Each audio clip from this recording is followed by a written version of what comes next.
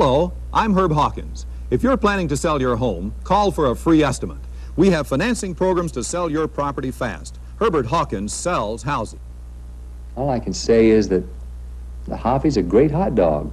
It's leaner, it's got less fat, it just tastes better. If you have an income but are overwhelmed by debts, there is a nonprofit debt counseling agency that can help. Call Consumer Credit Counselors. If you have missed our number, we're in the white pages. Getting out of debt is a trip from red to black. Let Consumer Credit Counselors help you with your financial problems. Sea Otters on Wild Kingdom tonight at 7.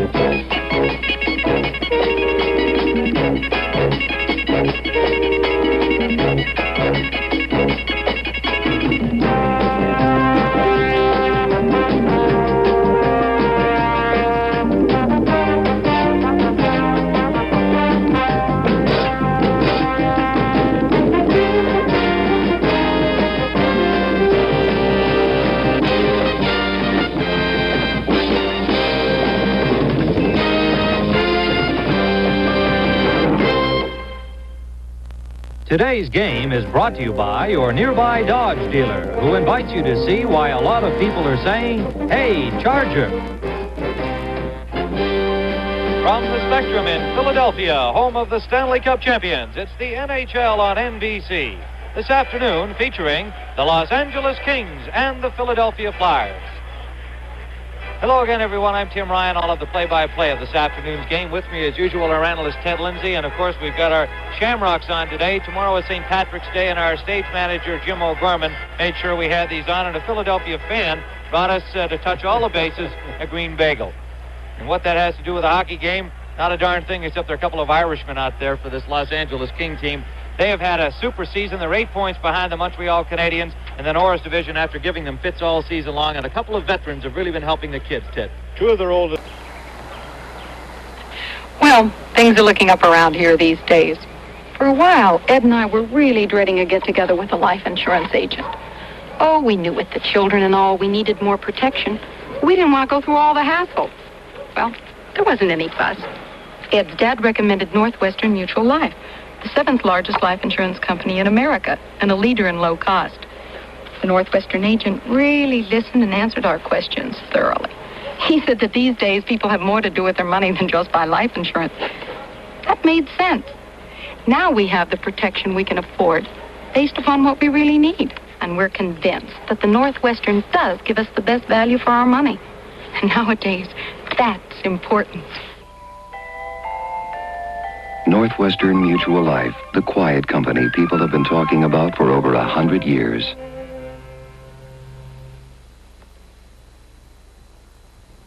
This man is General Li Wenhuan, a nationalist Chinese who for more than 20 years has been the supreme opium warlord of the Golden Triangle, that area of Southeast Asia where the borders of Burma, Laos, and Thailand meet.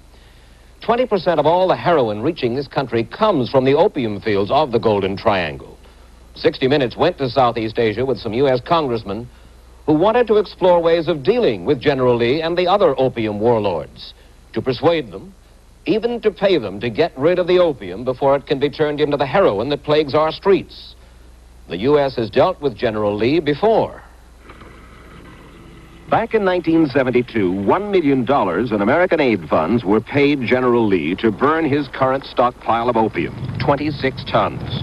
Enough opium to supply the American heroin market for 6 months. What you're watching, as it goes up in smoke, is $1 million worth of opium. Converted to heroin, it would have been worth more than $1 billion at street prices in American cities. But all this was a one-shot deal, and the poppy fields of the Golden Triangle still produce an annual crop of more than 700 tons of opium. The Asian poppy grows best above 3,500 feet. You can see the bright emerald green of the poppy fields dotting the mountainsides for miles. For these farmers, opium is the only cash crop. None of them pay any heed to a Thai law that forbids the growing of opium. The farmers plant in September and they harvest in January and February. When the petals fall, they use a 3-bladed knife to cut the bulb in the late afternoon. During the night, the opium resin oozes out. In the early morning, before the sun dries it, the women scrape the dark, sticky sap and wrap it in headdresses or banana leaves to keep it moist. Then it is processed and pressed into bricks. Somewhere in these hills, we couldn't photograph them, are the factories that turn those opium bricks into heroin. How does it then find its way down the mountain trails to Bangkok and Hong Kong for transshipment to the United States? The Chinese in these hills are traders. They live in the valley towns, and they sell their endless variety of hardware and clothing and foods the farmers can't produce. They trade these goods to the farmers in return for opium. This is a trading village about halfway between Chiang Mai, the northern capital of Thailand, and General Lee's headquarters on the Thailand-Burma border. The mule and horse pack caravans use it as a stopover point in their opium trade with the hill tribes. The biggest store in town and the finest houses belong to the Chinese traders, the opium traders. This town and hundreds like it are scattered through the mountains, the first way stations on the long, corrupt heroin trail. Down there is the heavily guarded camp of the Chinese opium warlord, General Lee. No one is allowed to approach it by pack trail or to land here, except by order of the Supreme Commander of the Thai military forces. Our border police helicopter stayed at a discreet distance, and when asked to circle over the camp, the pilot patted his machine guns and turned away. General Lee and his 2,000-man army command the mountain trails. It is his soldiers who protect the trader caravans going north with goods and who guard the opium pack trains returning south. The general and his men collect a share of everything, going or coming. In 1973, when word spread through the Shan Mountains of Burma that General Lee had been paid $1 million to burn his opium and quit trafficking, the Shan State Army rebels, who are trying to overthrow the government of Burma and who grow and collect their own huge opium crop, decided they wanted a piece of the action. Their idea was the same as General Lee's: get a top price for opium from the Americans. They reasoned that if General Lee could get $1 million for 26 tons of opium, they would offer to sell the Americans 400 tons of opium for $12 million. Their proposals eventually reached Congressman Lester Wolf of New York, chairman of the House Subcommittee on Narcotics. Last January, Congressman Wolf went to Thailand to meet with General Lee and the Shan rebels. January 11th, 1975, Thai military headquarters near Chiang Mai in North Thailand. The man on the right through the window is General Lee, talking to Congressman Wolf and his party. We were barred from the meeting. General Lee did not want his picture taken. Congressman Wolf, what did you and General Lee talk about in that meeting? I went to see him, to talk to him, to interrogate him, to try to open a line of communications with him, to see if we could, in some fashion, reach this fellow. I think that he wants to get out of the business. I think that he's made enough money. I think that he is a sick man, right, and he'd like to get out. To indicate his sincerity of wanting to get out of the business, he offered 2 of his children as hostages to prove that he would not engage in the opium traffic any further. He offered 2 of his children to whom? To the United States government. In other words, to send 2 of his kids to the United States. That's correct. To be held here. Right. And if we could prove that he was still in the opium business? What we would do with the children, I don't know. But that, of course, that's Oriental philosophy, and it's certainly not ours. Mm-hmm. He offered as well to come to the United States. The Thai government wouldn't permit that, and I don't think his own people would permit that. One gets the feeling that the Thai government has been tied in with General Lee. He knows too much, therefore they're not going to let him get away. I think that's true. I think that a number of people in Thailand today are really making an effort to stop this traffic, but there are other people who are still involved and who are still trafficking. In the government? Yes, in some parts of the government. General Lee is so careful never to be filmed. Why? What's he afraid of? They said that if he was photographed, he was in danger of being killed. I don't know the rationale for that. I can't tell you. Killed by whom? By his own people, for even talking to the Americans about this traffic. They don't want him to get out of the business. And you believe that he is out of the business or going out of the business? Well, he says he's in jade now. He's smuggling jade. But it seems to me that there's a lot more money in heroin than there is in jade. Well, the question that you ask is, okay, even if Lee is out of the business, General Lee, why can't some other general or some other fella simply take up where Lee and his people left off and continue the trade? It is not that easy. There will be some people trying to take it over, but the important element that I have been trying to inject into this whole question is to disrupt the trafficking patterns, disrupt the organizations, so that when they have to set up a new route, when they have to set up a new method of operation, this is very difficult for them. They have to bring new people in. They have to go and make new ties with some corrupt officials, and that's not easy to do. So General Lee seems, on the face of it, to want to take his family and fortune and retire to the United States, where he would be safe from possible assassination, either by his own troops or by some of those corrupt Thai officials with whom he was doing business. But the Shan State Army rebels across the border in Burma control more opium than General Lee, and they use the money they get from the narcotics traffic to buy guns and ammunition to carry on their rebellion against the Burmese government. Congressman, when you and your group were in Thailand in January, we understand you had a secret meeting with the Shan rebels right in Bangkok. True? I had a meeting with the Shans. Okay. And what offer did they make to you? This is the original of the offer that was made. Mm-hmm. The signatories will sell the annual Shan opium crop at the Thai border price to any recognized international or governmental body. And the signatories will cooperate with the purchaser to prevent opium grown in the Shan state being marketed by parties not subject to the terms of this agreement. They offered to not only get out of the opium business, but to see to it that anyone who was in the business was put out of business. In January, the Shan rebels offered to sell you 400 tons of opium and get out of the business in return for what? They wanted the border price of opium to be paid to them for the opium that they delivered. Okay, let's say 400 tons at the border price currently would be about how much, do you know? About $20 million.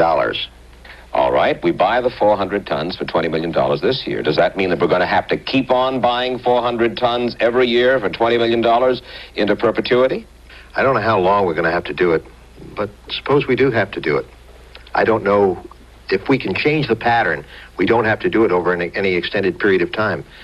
But $20 million is certainly a lot less than $27 billion that we're paying for drug-related crime in this country today. And how do we know that the Shans are going to deliver on what they promise? The Shans in this offer will permit us to send inspectors in, anybody that we want to send in there, in order to prove, with communications equipment, to prove that they are delivering the stuff.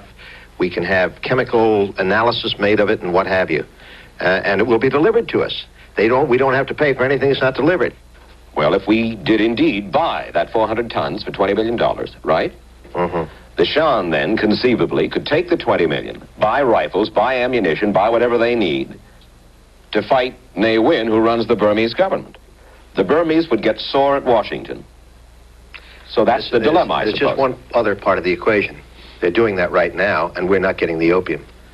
Don't forget, we promised to pay the Turkish government $36 million for about 80 tons of opium. So this would be a superb buy. Well, if you consider it on a street level, it's about $2 to $3 billion worth of opium. All right. What did you tell them? I told them I can't negotiate. Who can? I would pass this on to our people in Washington, which I have done already, and I'm awaiting the results of this. Why has this story not really come out prior to this? I don't know, Mike. I really don't know. There is something wrong here someplace. But I find that every avenue that I have attempted to pursue has had a barrier placed in front of it. By the State Department, principally? By the State Department principally. Actually, I think that, very frankly, that our efforts, the efforts of whether it be this administration, past administrations, I don't know, I'm not going to put a finger on one administration, but I think that we're much more interested in fighting insurgencies in the world than we are in fighting drug traffic.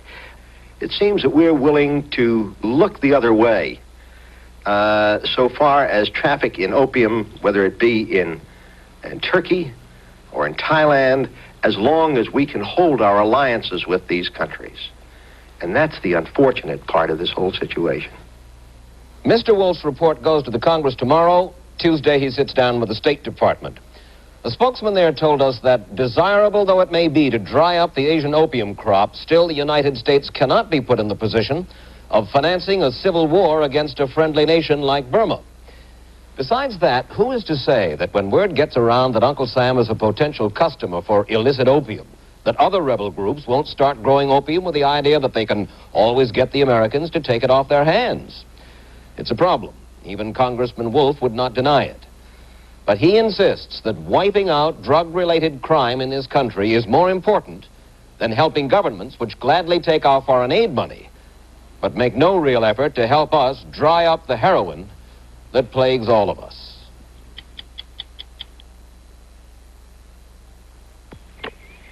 The first advice my Northwestern mutual agent ever gave me was not to buy more life insurance than I could afford, which wasn't much. But since then, he seen to it that my Northwestern coverage has kept up with my income, cost of living, and it's never put a big strain on me. Like I told my brother, the Northwestern knows there's more to do with your money than just buy life insurance. Northwestern Mutual Life, the quiet company people have been talking about for over 100 years. Smith Corona advances typewriters into the cartridge age. With this unique electric portable cartridge ribbon typewriter and Smith Corona cartridge ribbons, snap one in, and in 3 seconds you're typing on a fresh ribbon. For emphasis, snap in color ribbons or snap in a correction ribbon and errors disappear. The cartridge age typewriter, only from Smith Corona. It makes ribbon changing a snap. It's time for the news, and time for dinner, too. So while you're setting the table, why don't you pour everyone a nice cold glass of milk? Because you know 3 8-ounce glasses of milk give you more than half your recommended daily allowance of protein. So finish setting the table. Make sure everyone has milk. Then sit back and watch the news. And who knows, maybe someone else will do the dishes tonight. Wouldn't that make the news? Nature makes some of the cleverest packages you'll see in any store. But sometimes it's hard to tell what's inside, to tell a great one from an ordinary one. It's the same with canned hams. How do you tell a great one from an ordinary one?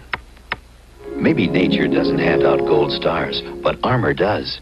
A Golden Star ham by Armour is our leanest, tenderest, tastiest cut, the filet of ham. Delicious Golden Star ham by Armour. It's the pick of the crop. This week, South Vietnam is under severe pressure from the forces of North Vietnam and the Viet Cong. A number of district capitals have fallen. The Pentagon reports massive infiltration. That was this week, this year. 10 years ago this week, the situation in South Vietnam was exactly the same. Only then we responded by sending in, eventually, 500,000 Americans. Today, there's some question whether we'll send in a couple of $100 million. 10 years ago, CBS News sent me to Vietnam to cover that war, which I did on and off for 8 years of our involvement there. So on this, the 10th anniversary, we thought it might be useful to go back and look with perhaps wiser eyes. A memory of Vietnam. As much as we might want to forget it, I guess it's important from time to time to dwell upon it. And since we are people with a strong belief in the power of money and life, to see how we spent the $140 billion and the 55,000 lives. 10 years ago, we began coming in big numbers. Today, no matter where you go, you see the bones and hear the echoes of that tragic crusade. Okay, Joe, now we start. start lining up, you're going to people standing right here. You're going to have to leave enough room that this line to go straight out to the entrance place. 26, 52, 85, 85. Staff Sergeant, L-E-M-O-N. The first view of Vietnam for most Americans was Long Binh, Levittown on the Mekong, an unlikely place from which to make war.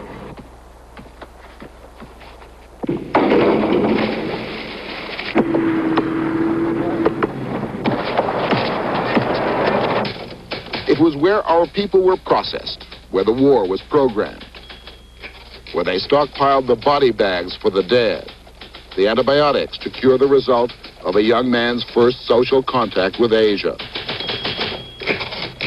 The only solid building in Long Binh was the brothel, run by a mysterious woman known only as Dragon Lady.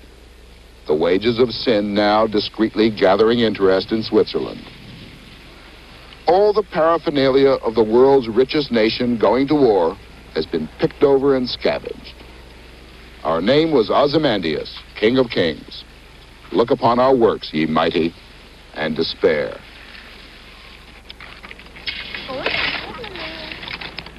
And around the decay of that colossal wreck, they still pick over the refuse of a generation of American excess. Little remains but bits and pieces.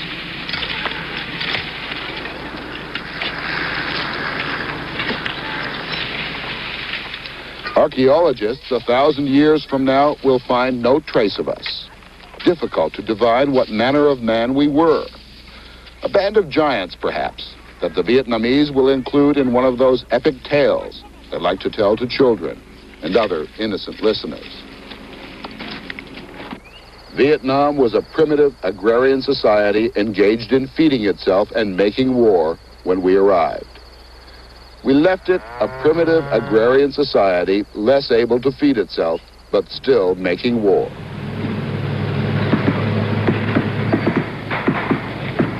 You stare across that soaking landscape heavy with the smell of earth, and you feel that relationship, that unity of man and land. And you stare out across that same landscape and you wonder, what infectious madness sent us halfway around the world to make war here?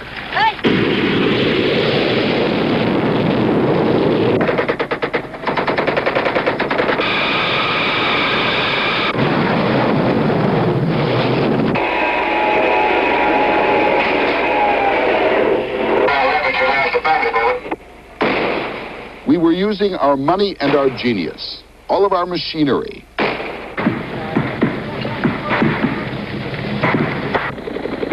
There we were with all that stuff and an enemy who wouldn't come out and fight like a man.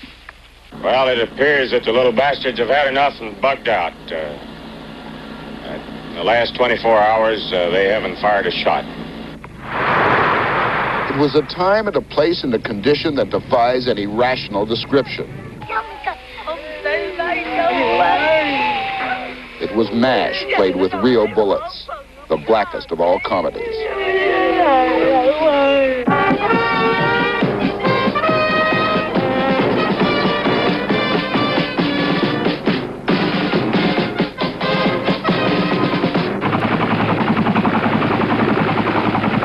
Charger 3, Pacer 6, over.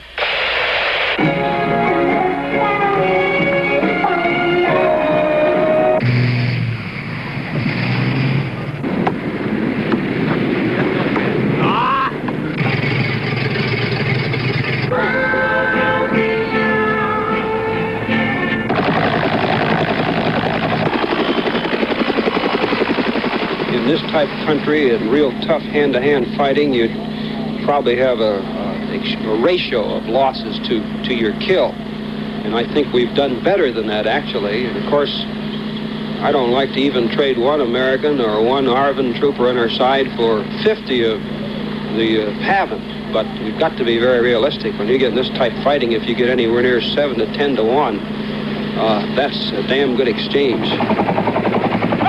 Think you can win? Oh, I know we can win. We're not worried about that, you know. It was a curious thing about the enemy. You rarely had any idea of what he looked like. By that, I mean, he looked like everyone else in Vietnam. Occasionally, you would see him dead, which was some satisfaction. But even dead, you were never quite sure he wasn't a friendly who got in the way and unwillingly sacrificed his life for a better body count. Today, the Viet Cong is visible to anyone who wants to visit him at Ton Son Air Base in Saigon. He is housed in Camp Davis, once the headquarters of our electronic surveillance system in Vietnam. Nguyen Văn Thiệu and his like must be overthrown because they are the main obstacle to the achievement of peace, to the implementation of the Paris Agreement and the achievement of national concord. For the price of a boring lecture on the sins of Nguyen Van Thieu, reporters are treated to Vietnamese burgundy and other bourgeois delights from Hanoi. The good guys and the bad guys share GI housing at Camp Davis. You can tell them apart easily. The Viet Cong are the ones who look like soldiers. God knows we tried. We pushed and bullied and bribed and threatened to make our Vietnamese as good as their Vietnamese. Maybe ours didn't much care. And so we leave the Vietnamese army as we found it, in picnic formation.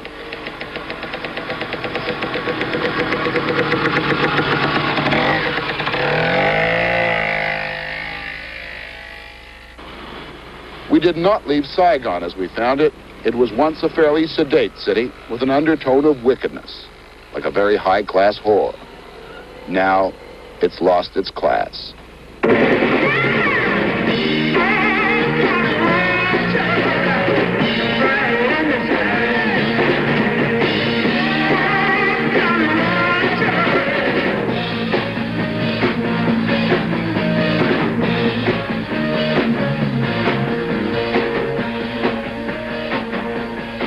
We did not create beggars, but we did give them rising expectations. And then one day, we simply went away.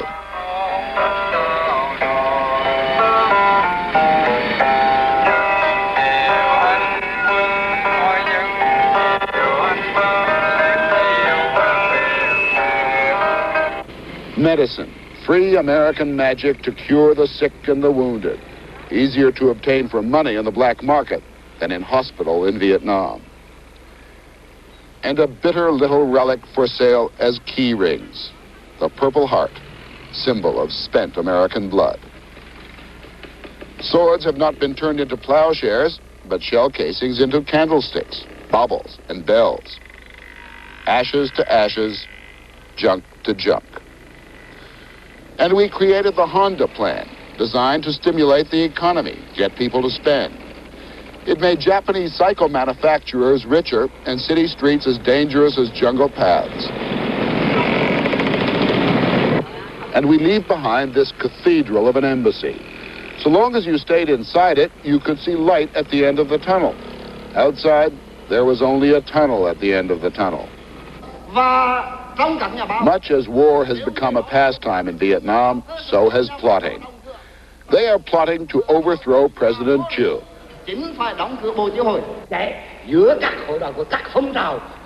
We spent ourselves searching for a Churchill of Asia, seeking an Oriental Messiah, our Ho Chi Minh. And all we got were a few tin pot tyrants with more enemies than friends.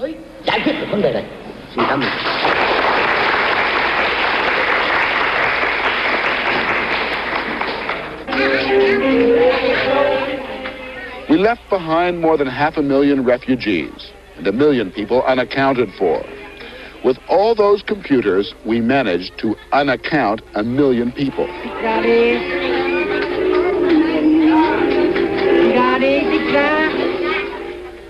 I saw a map the other day. It showed the site of every big American battle in Vietnam, every victory. And every hill, every valley, every village is back in the hands of the Viet Cong. 10 years ago, we began coming here in big numbers, not knowing perhaps that winning hearts and minds is a complicated and dangerous business. And so we leave behind a small piece of ourselves, black and blonde and somewhere in between.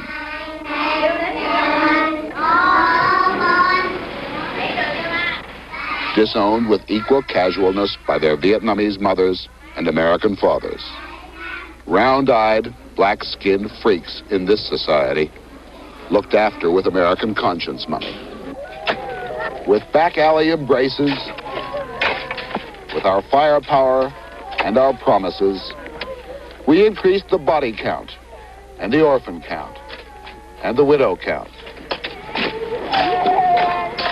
A ring of graveyards is beginning to enclose the cities of Saigon and Da Nang and Kontum and Tay Ninh and all those other places that most Americans would just as soon forget.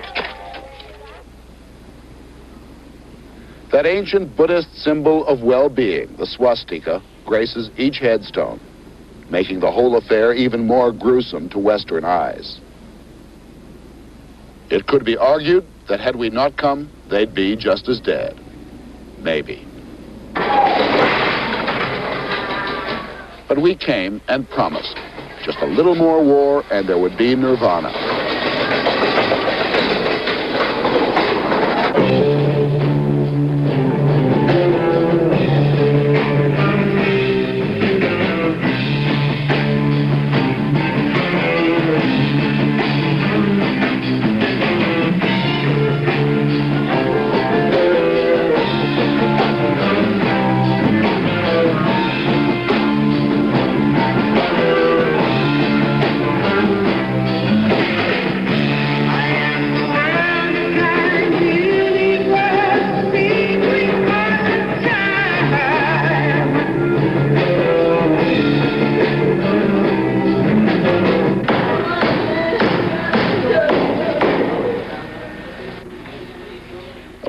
Bad memories of Vietnam always ends the same way, with someone's private grief. But they tell us that Asians take death easily, lightly, with great fatalism and restraint.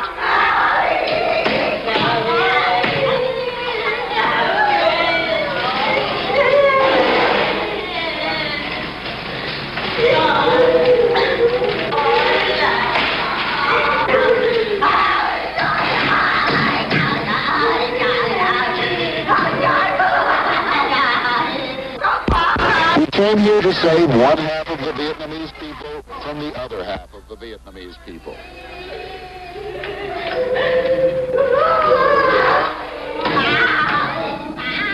We came here to win the war that the French grew weary of.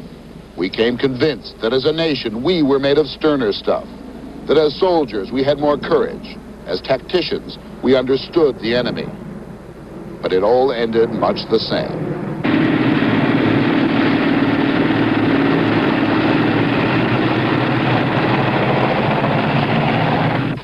In the end, we were just richer than the French. We could afford to take our dead home, to bury them in native ground.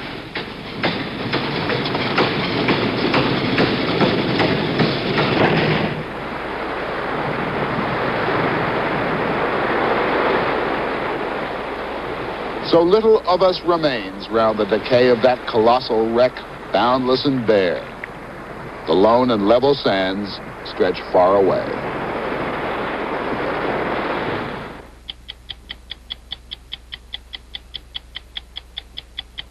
If you ever use a hemorrhoid preparation, you should know this. Vaseline Brands has news. It's hemorrhoid ointment, made to work fast, help protect with a proven medical ingredient for soothing occlusion. And hemorrhoid gives you only this key ingredient, so it gives you more than the leading preparation.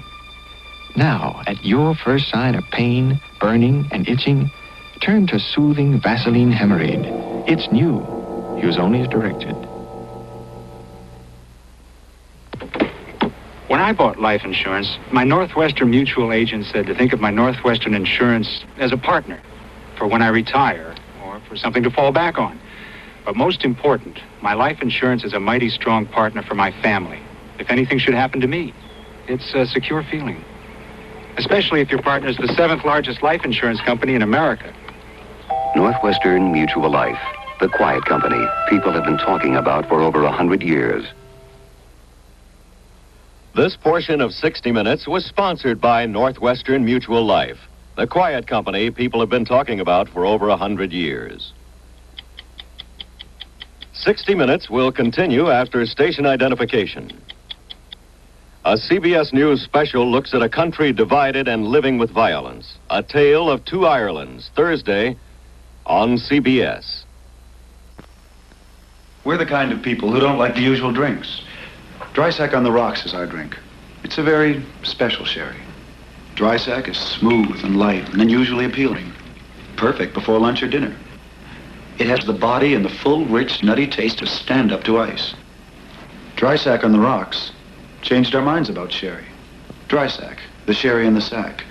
Imported from Spain by Julius Weil Sons and Company, Incorporated, New York. KNXT, Los Angeles.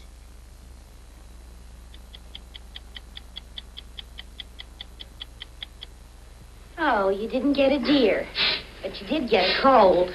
So my throat's a little sore. Well, it's aspirin and Sucrets for you. Aspirin and Sucrets? Aspirin for cold symptoms, and lots of doctors recommend Sucrets. It's got a medicine, and it coats your throat, too, so that little sore throat pain is relieved for a while. Then maybe we can go and buy some venison. Aspirin and Sucrets, a sensible way to fight winter. That long drive yesterday sure gave me a nagging backache. I wish I had your heating pad. Here, honey, try my Doan's pills. Doan's? You know, they help me, and they're more convenient than heating pads or rubs.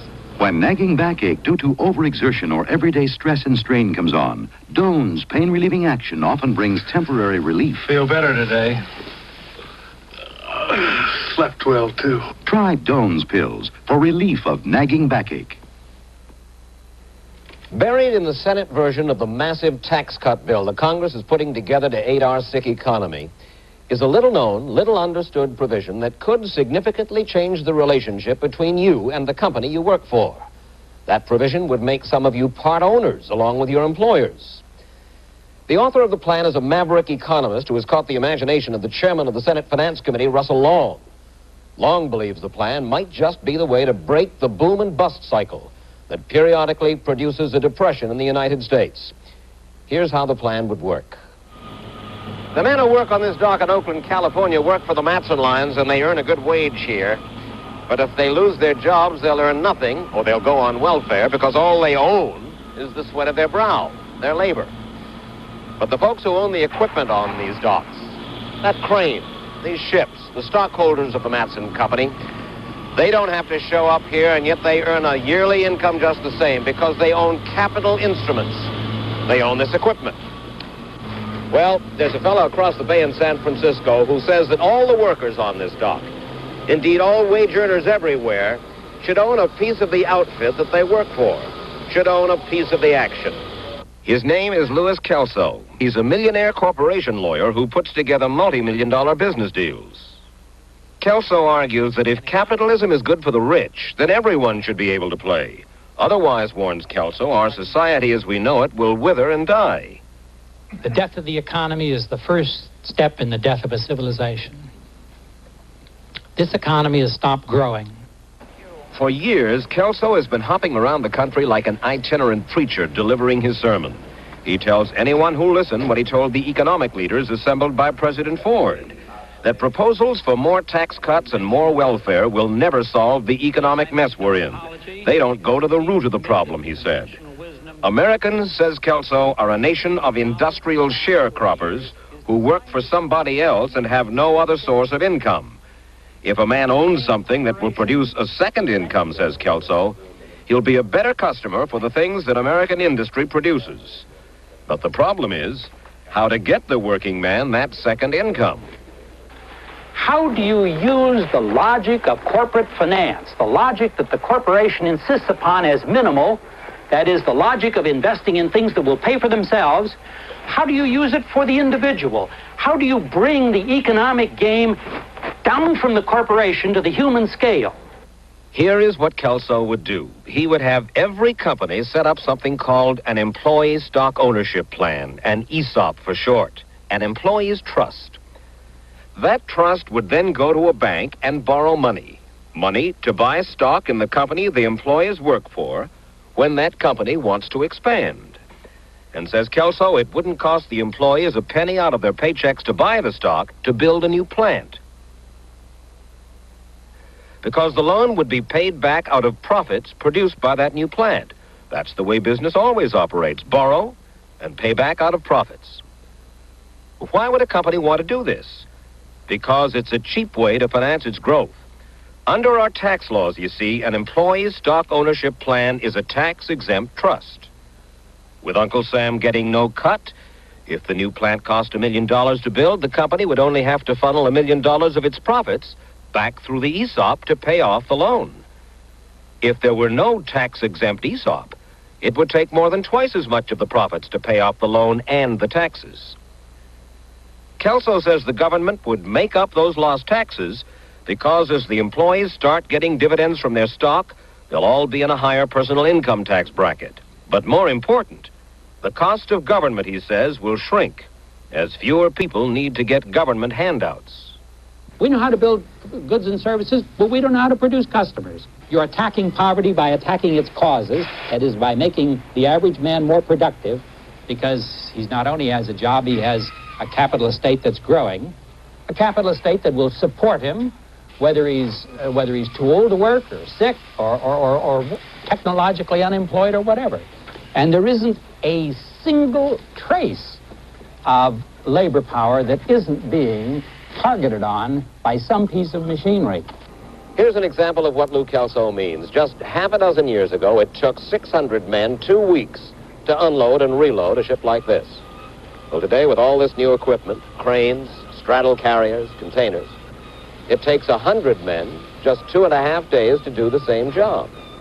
This kind of automation has been going on across America for 20 years, and Kelso has been arguing for ESOPs for nearly 20 years. But few businesses have seen fit to adopt his plan. The ones that have are mostly small. This is the Los Angeles warehouse of Infant Specialties, one of the 150-odd companies in America which have adopted ESOP, the Employee Stock Ownership Plan.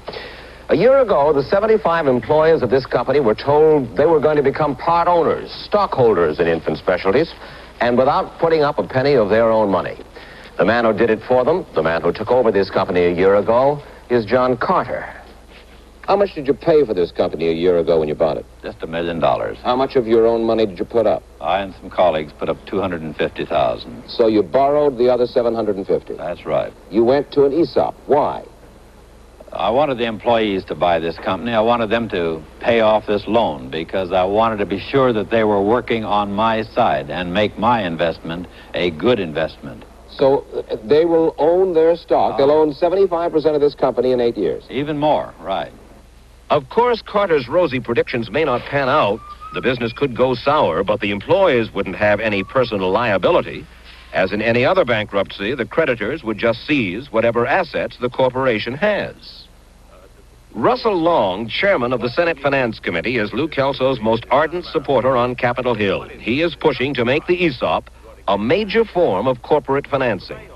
Now, what you're trying to do here deserves a trial. It has been very successful where tried, but so far it hasn't been tried on the big scale that it ought to be tried on. Right, right. And I think we're going to get that. Getting ESOP into the big time means winning over big labor, and that's a formidable stumbling block.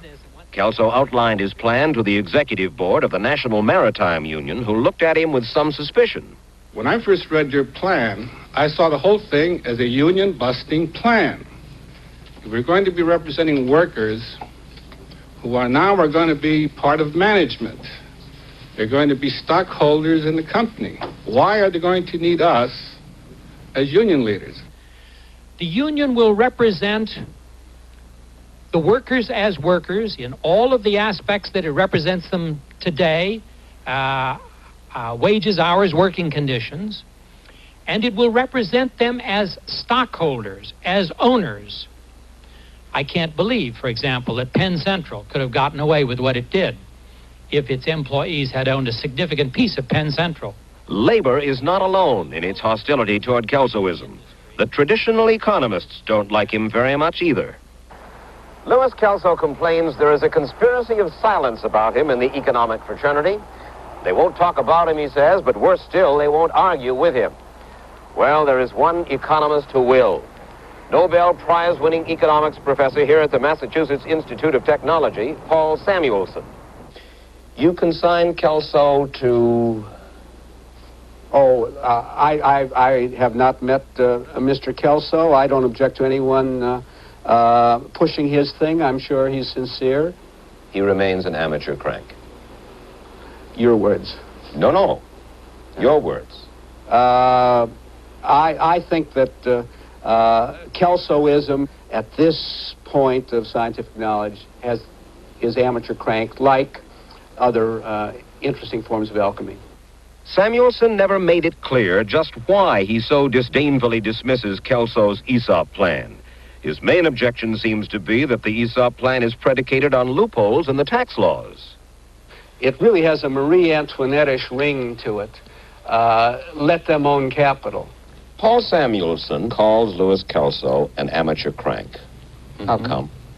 I'm in the position of pasteur, not a doctor, coming in and saying to the doctors, if you'll do it a different way, the thing will work. And they said, Pasteur is a crank. He's a chemist. He should stay the hell out of medicine and not mess around. This is exactly what this professional credentialism of the professional economist amounts to. When it comes to saving the society, which is in very grave danger, or saving their faces, they will never make the wrong decision. They will save their faces. All right. My understanding of Kelsoism is that it's designed to enable men who are born without capital to buy it, to pay for it out of the income it produces, to own it, and thereafter to receive income from that capital. Devoutly to be wished? Oh, yes, and it would be nice to have lollipops grow on trees for the picking. The only thing that you object to really in Kelsoism is the fact that it uses a tax loophole to give the workers stock in the company. That is my primary criticism. Now, you tell me that Senator Long is interested in this. I'm distressed. I'm distressed because Senator Long is an influential senator in connection with the closing of tax loopholes and the opening of them. What he calls a tax loophole is there already. It was there when I became a senator 26 years ago. There are all sorts of things like that in the tax code. I could dredge up 100 of them for you very easily. The question is, do they achieve a desirable social purpose? I think that the idea of encouraging the people who work for a company to own an interest in the company is sufficiently socially desirable to give it favorable tax treatment. We're going to be asked to bail out a lot of companies like the Penn Central, the Lockheed, and others. Right now we're being asked to help Pan American, and I'm telling Pan American Airways, well, now here, if you fellas want us to put government money behind your company and save your big airline for you, I want you to have an employee stock ownership plan where those employees who right now are out lobbying to try to help save that company. Lou Kelso says that this will stimulate the economy, and what will it do to the current recession? It will bring more production to your economy and therefore more wealth to your economy.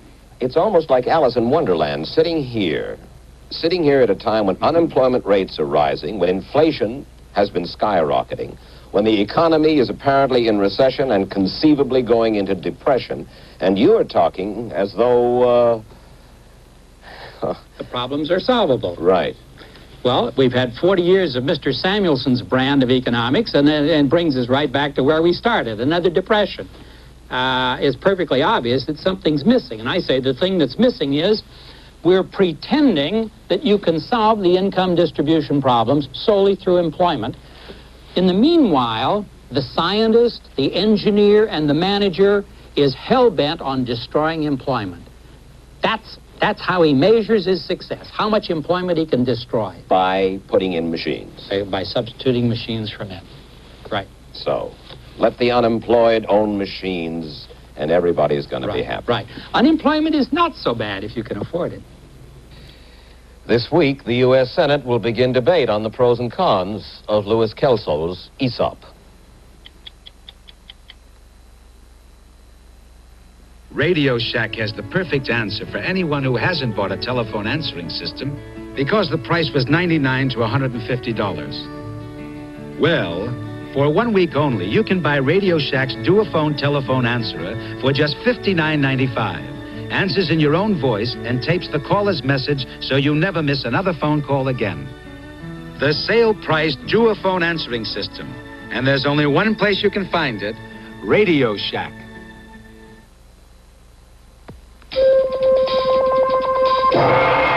The Jaguar XJ is neither all performance nor all luxury. During its design and development, Jaguar gave no absolute veto power to either stylist or engineer. For the Jaguar is a complete motor car, one that performs its function as a road car with agility and stamina, yet offers its owners those elusive qualities of grace, dignity, and exclusivity. At last, an oven cleaner that cleans like no other oven cleaner can. Arm & Hammer Oven Cleaner. It wipes clean easier than the leading brand, even on baked-in grease. No fumes, no gloves needed. Here's the difference. Theirs uses lye, which when wiped, leaves a film coating that you can actually feel and smell when you cook. So you have to wipe again and again. Ours turns to a dry residue, which is easily and completely wiped away. Arm & Hammer Oven Cleaner. Johnny Miller and a great idea have just come together. The result? New Johnny Miller menswear. An exciting collection of fine menswear that smartly combines easygoing comfort with a look of casual elegance. Another smart thing about it is the way it's priced. New Johnny Miller menswear. It's the reason there'll be a new man at Sears. Several weeks ago in 60 Minutes, we broadcast a report on how handguns find their way into our big cities. Well, gun controls may just be the most controversial subject the American people and their legislators must face. So you can probably predict where Shana Alexander and Jack Kilpatrick stand on that subject. Here's point counterpoint. Jack, I hate guns. I really hate them. And this country today is an armed camp. You know the statistics. 50 million handguns. Open warfare in our streets. The gun in America is like the cow in India. It's sacred. Jack, I hate the sight and the presence and the idea of guns for one simple reason. Guns make it too easy to kill people. They say that guns make puny people powerful. They say Americans have some sacred right to bear arms. That's two phony ideas, and that's the gun mystique, the mystique we live and die by. We practice assassination politics. We make foreign policy with nuclear warheads. Our highest art form is the fancy shootout. Save that for the movie, Jack. Congress knows what to do, but they won't do it. We should outlaw handguns and tighten controls on sportsmen drastically, but the Congress itself is steeped in the gun mystique. This country is ruled by deaf old men who by day hear only the deadly blather of the gun lobby and whose nightly dreams throb with the echo of boyhood bang-bang games. I despair, Jack, because those deaf old men never hear the rattle of the gunfire in the streets. They can't hear the death rattle of our civilization. Okay, Shana, under the rules of debate, I'm stuck with the other side, and I'll debate the other side. But don't put me in bed with some of those kindergarten constitutionalists and sophomore slogan makers opposed to gun control. Those who cite the Second Amendment seldom tell you that the right to keep and bear arms is tied directly to the necessity for a well-regulated militia. And the bubbleheads who say that guns don't kill people, people kill people, have bumper stickers for brains. But the trouble, Shana, is that gun control sounds easy, but it isn't. One idea is to buy up handguns. Baltimore tried that idea, spent $500,000, and got nowhere. Another idea is registration and licensing. But law-abiding men would resent such a requirement and criminals would ignore it. You could try to prohibit the sale and transportation of a Saturday night special, if you could define it. But the country has had one miserable experience with prohibition and doesn't need another. Now, one thing might help. Tough additional sentences for the use of a gun in the commission of a crime. If these were imposed, eventually we'd get a lot of gunslingers off the streets and into prisons. But such double-barreled laws already are on the books, and juries and judges won't put them to work. Now, Shana, Maybe a successful program of gun control can be devised, adopted, and enforced. A plan that would prevent the criminal from getting a handgun without leaving the law-abiding citizen disarmed and helpless. But no legislative body has come up with it yet. What we have now is madness, I agree, deadly madness. But it's a kind of madness that won't be cured by merely passing unworkable laws. We knew when we did our story last week on the problems of getting rid of sludge that it was an important issue, but we were surprised that it brought such a big response. Far and away, most of the mail that came in was on sludge. Of the many letters we received, most offered a solution. Here's one. If we could get the Arabs hooked on using our sludge for reclaiming their deserts, maybe after a few years we could get $10 a barrel for it. Another viewer said, pack it off to Cambodia. Then the epithet dirty little war would take on real meaning. Another viewer, obviously not enamored of the U.S. Postal Service, wrote, there's only one solution. Package it, mark it fragile, and mail it, and it will never be heard of again. About our story on the high school class teaching the facts of economic life to teenagers who might be contemplating marriage, a viewer wrote, if my sister had taken such a course, perhaps my parents wouldn't now have her and 2 grandchildren to feed. About our story on TV game shows, a viewer called these programs sophisticated degradation. There are few winners, and the losers do not deserve any mercy. They get what is coming to them. If these shows attract a large segment of our population, then we are really in trouble. And finally on that subject, there was this. Today, the secret word is bet your life on inflation. If the price is right, buy it. Taxes are the $10,000 pyramid. Oil is the new treasure hunt. And whether to buy sugar is the $64,000 question. For the next 2 Sundays, 60 Minutes will be replaced by 2 CBS News specials, parts 1 and 2 of conversations with H.R. Haldeman, Chief of Staff to former President Nixon. I'm Mike Wallace. I'm Morley Safer. We'll be back April 6th with another edition of 60 Minutes. Grandma! Hi, darling. Your hair's different. It's so pretty. Well, I use Johnson's baby shampoo like you. Oh. When I saw my hair getting dull and lifeless, I said, it needs a little babying with a gentle shampoo. And Johnson's can't even harm a baby's eyes. Your hair's so shiny, Grandma. If your hair is losing its young, lively look, baby it with Johnson's baby shampoo from Johnson & Johnson.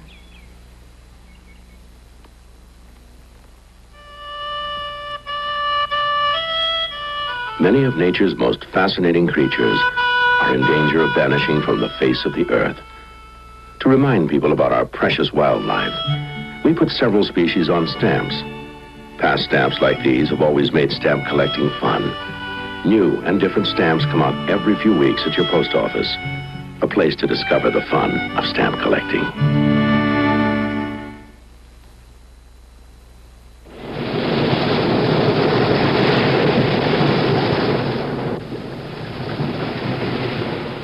Okay, Joe, now when you start lining up, you're going to people standing right here. You're going to have to leave enough room that this line to go straight out to the entrance pledge. 26, 52, 85, 85. Staff Sergeant, L-E-M-O-N.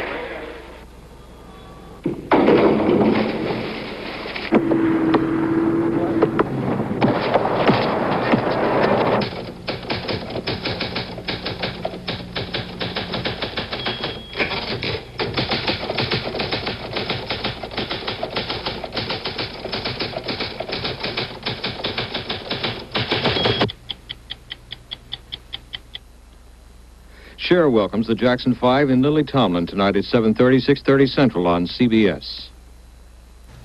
Chief Davis says the suspect in the slasher murders will be charged. We'll have an exclusive interview. Mariner 10 got so close to Mercury it almost hit the planet. We'll have film of the live transmission.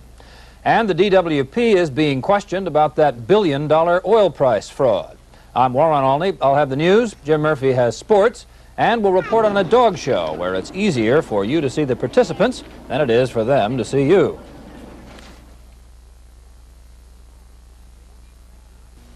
Yes, Mom, it is early, but I knew you'd be up, and weekdays it's cheaper to call long distance before 8 a.m. What are you doing? Calling home. I need money again. Under the covers? Well, I didn't want to wake you. Right, Mom. Before 8, when you dial direct and don't use the operator, you can talk to anywhere within California for 6 minutes or even New York for 4 minutes for less than $1. Oh, and while we're on the subject of dollars... Dial before 8. It's cheaper. To his neighbors, he's a nice guy who loves his garden. To his business associates, he's a tough guy who's fought his way to the top. He's had to do some of that fighting over client lunches. He's not only tough, he's smart. Smart enough to know that in a fine restaurant, you don't use a bank card. He uses carte blanche, because he won't pay for a client's meal with the same card he uses to charge a bag of fertilizer. Carte blanche, for those times when you mean business. Delicious chili dogs. Terrific tacos. Just 29 cents at Pup and Taco. Good evening. One of the highest officials in Los Angeles has confirmed that a slasher suspect is in custody, although he did not say what role the suspect is thought to have played. Los Angeles Police Chief Ed Davis told Channel 2 News today some legal charges will be brought against 31-year-old Vaughn Greenwood in connection with the slasher murders. Greenwood has been held for the past 6 weeks in connection with a knife and hatchet attack on 2 men in the Hollywood Hills on February 2nd. Key investigators assigned to the slasher case met behind closed doors most of the day at Parker Center. There was no official comment on just what they were discussing. But across town, Chief Davis was more enlightening to reporter Nathan Roberts.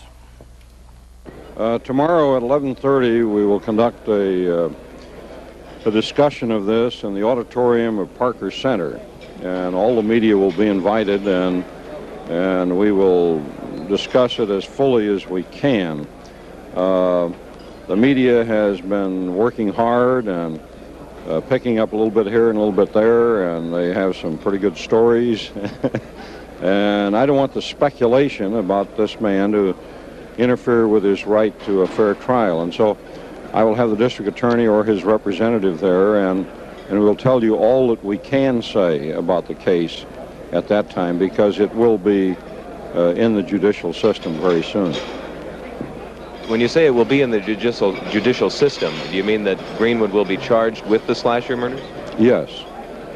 To what extent and precisely in what way, we can tell you some of that tomorrow, and then some of it is going to have to come out during the trial process. The district attorney's office has declined to comment on the matter at this point.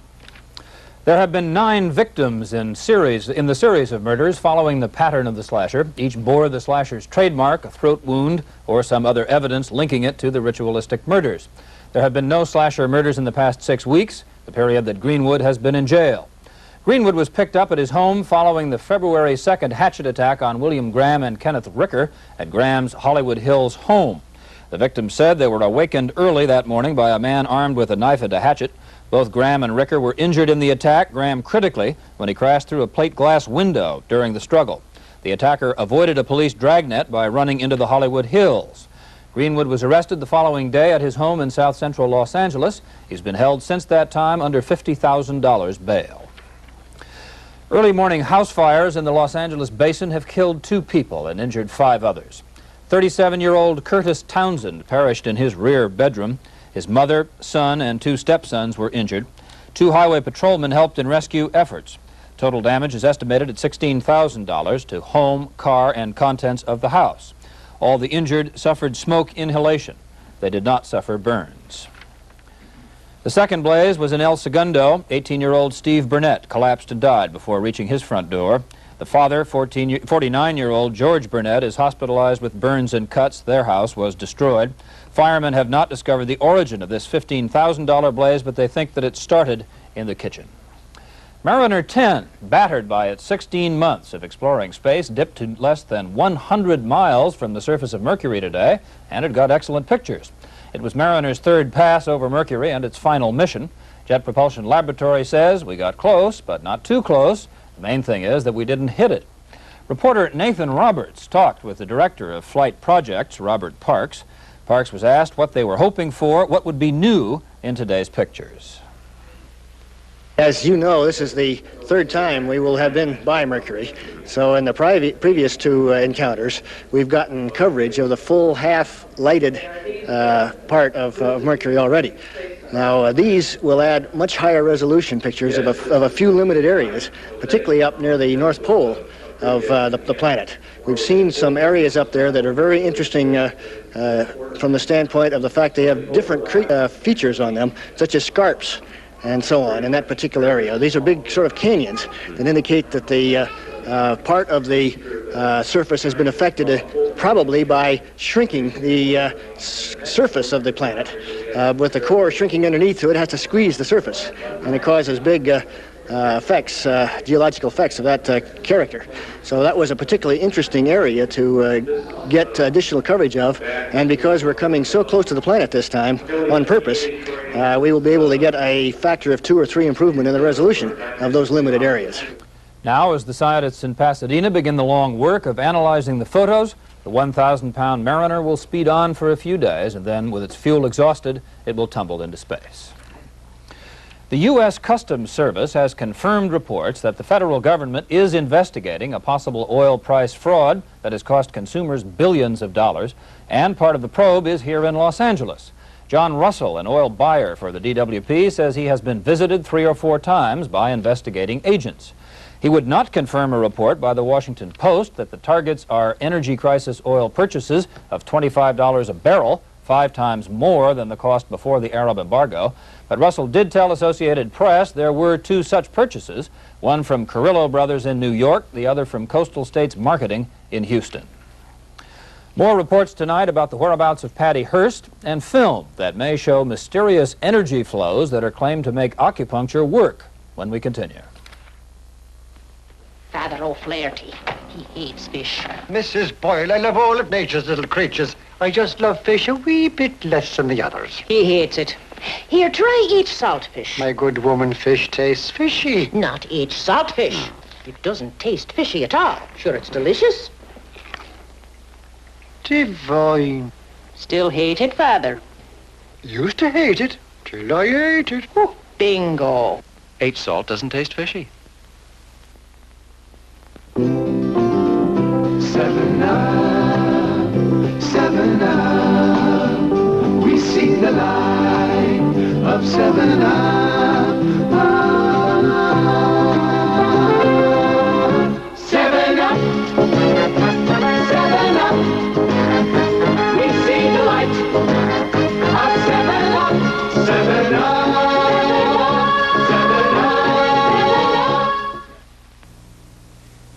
The incredible new Volkswagen Rabbit. Averages 38 miles per gallon down the highway. Goes from 0 to 50 in a snappy 8.2 seconds. Costs only $29.99. And it's easy to wash. Happy days are here again. Since the introduction of Vons value pricing, nearly 200,000 more grocery shoppers shop at Vons each week. I shop at Vons because I have a family of 4 and their prices are a lot lower. It's a fact. Recent consumer surveys show Vons among the lower priced of all major supermarkets. And here's an example of Vons store-wide value pricing. St. Patrick's Day special, corned beef brisket, point cut, just $1.08 a pound at Vons. News reports about Patty Hearst have popped up like spring flowers from coast to coast. Time magazine says Patty and her SLA friends, Bill and Emily Harris, hid out in Las Vegas and New York, in addition to the Pennsylvania farm. Sports figure Jack Scott is again said to have seen them, but the FBI says it has no warrant for Scott and still wants only to find Patty and her friends. And the Bureau has no comment about 2 other reports. The Chicago Tribune says fingerprints were found in a New York apartment, and the San Francisco Examiner claims the fugitive's trail has led back to the West Coast. Miss Hearst's father, of course, publishes the Examiner. The ancient healing art of acupuncture says there are flows of energy along the body. Sickness occurs when the energy gets out of balance. Acupuncture heals by restoring the balance. Western doctors don't believe it, but a researcher at UCLA thinks she may have figured out how to photograph the energy itself. Dr. Thelma Moss uses a special contact process called Kirlian photography, and she showed her movies at a conference on healing this weekend at UCLA. First, she showed that the emanations from an injured finger were different from those coming from a healthy one. Then she showed the effects of acupuncture, which appears to restore a balance.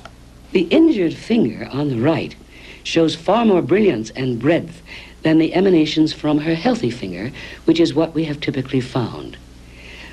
Dr. Ledergerber helped in this research by treating the subject on both arms at the point which is located here to see the effect it might have on the fingers.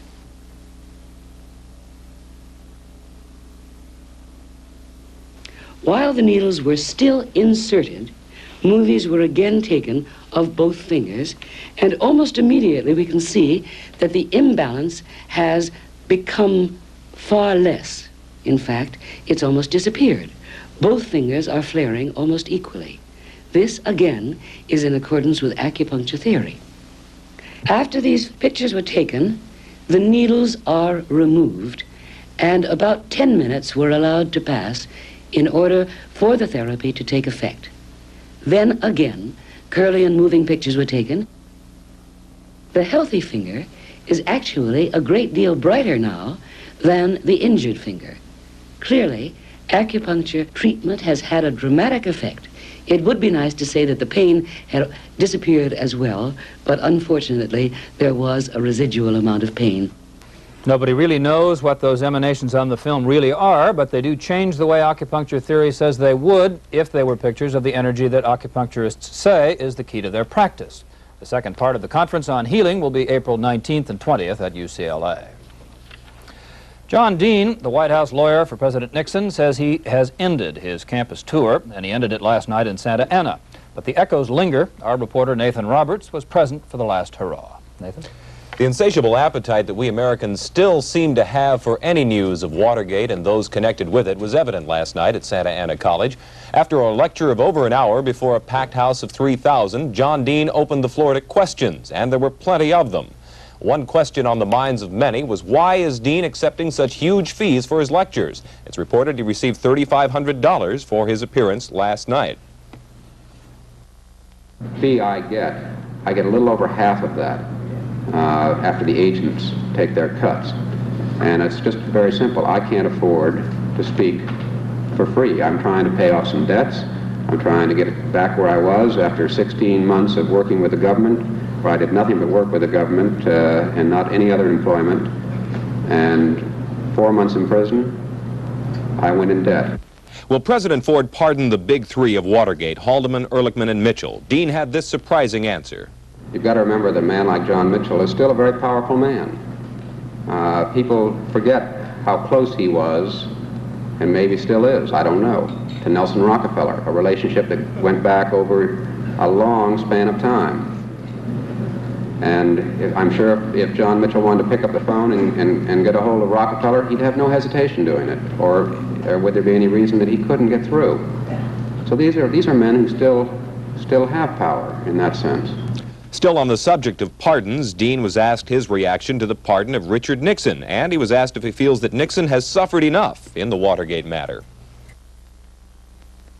What has amazed me and distressed me is that Ford did not ask for so much as an ounce of truth out of Richard Nixon in exchange. As far as whether I think he's been punished enough, I don't think that Richard Nixon is a free man today. I think he's got to be a prisoner of his own conscience, and I think he will be until he comes forward and speaks the truth about what went on. Last night, John Dean was, as he has been ever since the Senate Watergate hearings, repentant about his role in the scandal. He repeated his often-quoted statement that ambition led to his part in the cover-up. But he left the mostly young college crowd in Santa Ana with a message. He said he hoped they will not lose their ambition. And in Dean's words, "I hope you will keep your heads better than I did." Now that they've lived through the experience of Watergate, it's a fair bet that they will. Warren? We hope so. Thank you, Nathan. In a moment, we'll have an extended Shaggy Dog story to go along with our Shaggy Sportscaster. He'll report on a big win for a sports hero who's been losing for quite a while.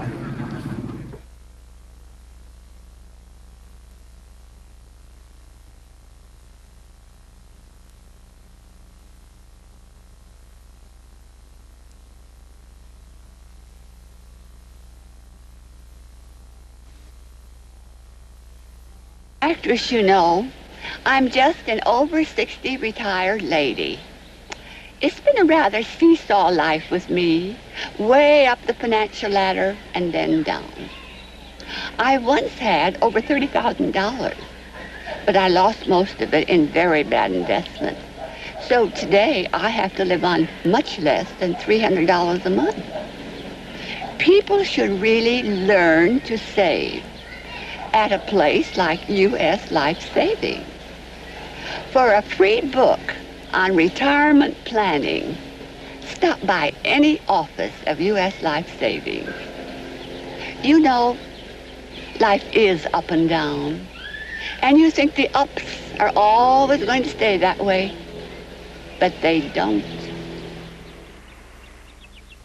Accounts at U.S. Life Savings now insured up to $40,000.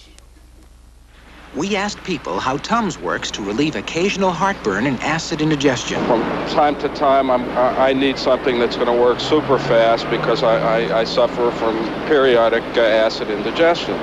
Tums is the answer. When I get heartburn, I use Tums, and I'm surprised how fast it works. Tums works fast, relief, just like that. If I wanted to get rid of heartburn fast, I'd eat a Tums. Tums works fast.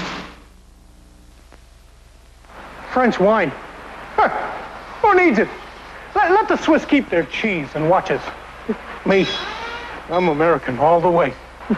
That's why I brought my Datsun to AMCO. Sure, we can work on most foreign transmissions. Don't be surprised by the nice little extras at AMCO. AA MCO. There are more than 40 AMCO centers in Southern California. See Yellow Pages or White Pages for your nearest AMCO center. Free road test, of course, open Saturdays. There is an opinion in some circles that Old English sheepdogs can be truly appreciated only by Old English sheep. Turns out that opinion isn't shared by a group of devotees of the breed who gathered today at the Cheviot Hills Recreation Center in West Los Angeles. The event was billed as a puppy and fun match, although older Old English sheepdogs also participated in the grooming and the judging. The sponsor was the Golden State Old English Sheepdog Club, and proceeds went to the Morris Animal Foundation. The foundation, in the words of the club handout, conducts research on the dreaded condition of bloat, which strikes with little or no warning. But today there was no problem with bloat, just hair, wagon loads of it. These animals, incidentally, are work dogs, so pulling wagons or riding in them is neither cruel nor a novelty. The highlight of the day's activities, of course, was the judging. The man to impress was David Lee. He's from Square Coat Kennels in Washington, where he's a respected breeder of Old English sheepdogs. His judging was quick and surprisingly thorough, considering what he had to work with. Thank you. You're the one that won last week. Yes. Thank you. Thank you. Can you give a kiss? Give me a kiss. Oh, yes, you are. You're a clever boy. Yes. He's a good boy. Well, Jim Murphy, rather, is woolly enough. I'm not going to ask him to kiss me. I'm not going to lick your face. The trouble with me is, you see, all the fringe is down here, and I really want it up here. You see the scar up behind me? That's the one we used last night to tell you about last night's hockey game. Now, you can update it to today just by changing the name Canadiens to Flyers. Yep, the Kings got shut out twice in 24 hours by identical 3-0 scores. And to add injury to insult, watch what happened to goalie Gary Edwards in the third period. And these highlights, courtesy of NBC, you see the shot deflected up into his face, and the mask saved him. But it didn't make him comfortable. He tries to get to his feet, and you see him fall back over. They stopped the game to see how badly he was hurt, and here he's going to show you just where he got hurt. Take off the mask right there. But goalies aren't quite the same as you and me. Edwards shook it off and stayed in the game.